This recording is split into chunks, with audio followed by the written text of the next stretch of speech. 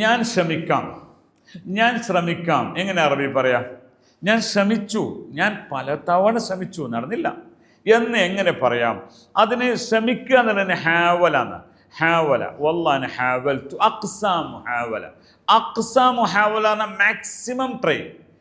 ഞാൻ ട്രൈ ചെയ്തു, maximum try ഞാൻ ചെയ്തിട്ടുണ്ട്. അതാണ് അക്സാ മുഹാവല. വലാകിൻ മാ നജഹ. പക്ഷേ വിജയിച്ചില്ല. കാമിയാബ് നെയ് ഹുവ ഹിന്ദിക്കാർ പറയും, വിജയിച്ചില്ല. അപ്പോൾ ചുരുക്കത്തിൽ പിന്നെ എന്താണ് പറയാം? ശ്രമിക്കുക. ഹാവിൽ ഹാവിൽ ഹാവിൽ മറത്താനി. ഹാവിൽ ഒന്നുകൂടി ശ്രമിക്കൂ. ഹാവിൽ. അപ്പോൾ ഞാൻ ശ്രമിച്ചു എന്ന് പറയുന്നത് ഹാവൽ. ഞാൻ ശ്രമിക്കുന്നു, അനഹാവിലു അനഹാവിലു എന്ന് പറയും. ഇനി നമുക്കൊന്നുകൂടി അറിയാം. ഞാൻ ഒന്നുകൂടി ശ്രമിക്കാം കേട്ടോ. ഖലസ് അനബ, അവിടെ ബാ ചേർത്താൽ മതി. അന ബഹാവൽ, അന ബഹാവൽ മറത്താനി, മാഫി മുഷ്കില. അന ബഹാവൽ മറത്താനി, ഞാൻ ഒന്നുകൂടി ശ്രമിക്കാം. അന ബഹാവൽ മറത്താനി ബുക്ര, ഞാൻ ഒന്നുകൂടി നാളെ ശ്രമിക്കാം. ഇതാണ് സംഭവം. ഓക്കെ. ഹാവല അവസാനത്തെ ശ്രമം. അക്സ അല്ലെ ആഖിർ മുഹാവല. ആഖിർ മുഹാവല എന്ന് പറഞ്ഞാൽ അവസാന ശ്രമം. മുഹാവല മുഹാവല ശ്രമം, ട്രൈ ചെയ്യുക എന്നാണ്. ഓക്കെ. അപ്പോൾ നമ്മളിപ്പോൾ പറഞ്ഞ അനഹാവൽ ടു. ഇപ്പോൾ ഒരു ഓഫീസിൽ ചെന്ന സമയത്ത് ഒരു പിന്നെ വർക്ക് ചെയ്യാൻ വേണ്ടിയിട്ട് ഓൺലൈനാണ്. ആ സമയത്ത് പിന്നെ ഓഫീസിൽ ടൈപ്പിംഗ് സെൻറ്ററിൽ ചെന്നപ്പോൾ ഇദ്ദേഹം ഡൗൺ ആണ്, സൈറ്റ് ഡൗൺ ആണെന്ന് പറഞ്ഞിരിക്കുകയാണ്.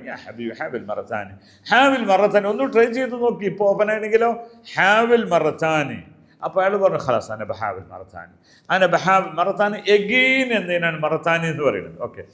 അതോടൊപ്പം തന്നെ ഒരു ചോദ്യം കൂടി അതേ പേജിൽ തന്നെ. അത് വളരെ നേരത്തെയുള്ള ചോദ്യങ്ങളാണ്.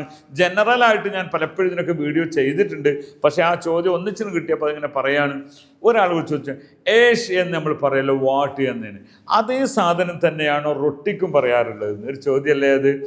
അത് ചെറിയൊരു പ്രൊണൗൺസിയേഷന് മാറ്റേണ്ട. അവിടെ ഐഷ് എന്നാണ് മറ്റൊന്ന്. ഐഷ്. ഐഷ് എന്ന് പറഞ്ഞാൽ ഐഷ് എന്ന് പറഞ്ഞാൽ ലൈഫ് എന്നാണ് അർത്ഥം. മനുഷ്യൻ്റെ ലൈഫാണ് ഐഷ്. പക്ഷേ ഈ ഈജിപ്ഷ്യൻസൊക്കെ സാധാരണ റൊട്ടിക്ക് ഐഷ് എന്ന് പറയാറുണ്ട്. കാരണം മനുഷ്യൻ്റെ ലൈഫാണല്ലോ ഏത് റൊട്ടി എന്ന സാധനം. അതുകൊണ്ടാണ് അങ്ങനെ പറയാറുള്ളതെന്ന് തോന്നുന്നു. എന്തായാലും അതിൻ്റെയൊക്കെ ഐഷ് എന്നാണ് ചോദിക്കുക. ഹുബ്സ് എന്ന് സാധാരണ ഖുബൂസ് എന്നാണ് നമ്മുടെ ആൾക്കാർ. എൻ്റെ പകരം ഹുബ്സ് എന്നാണ് പറയേണ്ടത്. അപ്പോൾ ഈ ഹുബ്സ് എന്ന് പറയുന്ന വാക്കിന് പകരം ഐഷ് എന്ന് പറയും. അത് അക്ഷരത്തിൽ ഐനാണ്.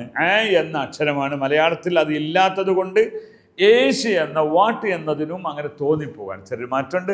ഇതിൻ്റെയൊക്കെ കൃത്യത നിങ്ങൾക്ക് പഠിക്കുവാൻ അറബിക് യൂണിയോടൊപ്പം നിങ്ങൾ ജോയിൻ ചെയ്താൽ മതി. എല്ലാവിധ ആശംസകളും. ശുക്രൻ ലക്കും. അസ്സലാമ.